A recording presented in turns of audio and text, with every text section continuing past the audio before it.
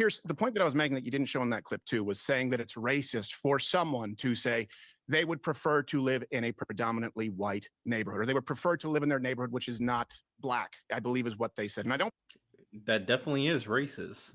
He is correct. That is for sure racist.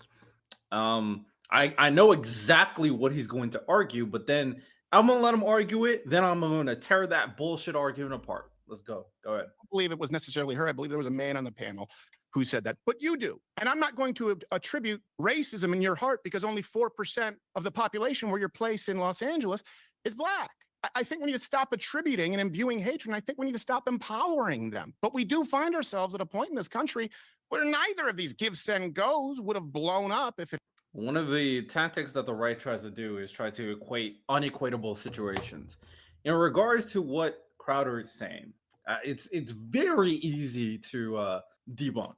Very easy. If your argument is that there's two ways to argue this, right? One, I want to be around people that are like me. Okay, fine, very reasonable. Sure, I'm not going to tell you where to live. You want to be people that's close to you. This is the same kind of idea of like being around people that is your family. You want to be around your family, of course. You just want to be people like you. You want to be in that type of neighborhood. That's fine. Articulate it as such. You don't need to say, I want to be away from black people. Just say, oh, I just want to live in neighborhoods with people more like me and more like people like my family. That's just what I want. Nothing against black people, Hispanic people. I just want to be around that. The same black people do that, Indian people do that, Chinese people do that. They want to be around people that's like them. Fine. I don't really care. I don't give a shit. Second way you could argue it is I don't want to be in a neighborhood that has potential crime, right?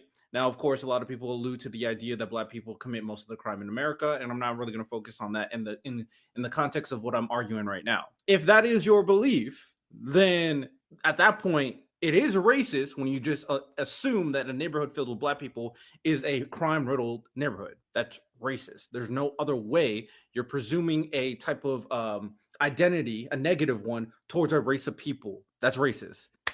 Better way to argue that is that I don't want to be in a neighborhood that is filled with crime. Nobody wants to be in a neighborhood filled with crime. But if the fact that someone makes an argument that I don't want to be a part of a black neighborhood, that's racist. So you could say two things if that's what you want.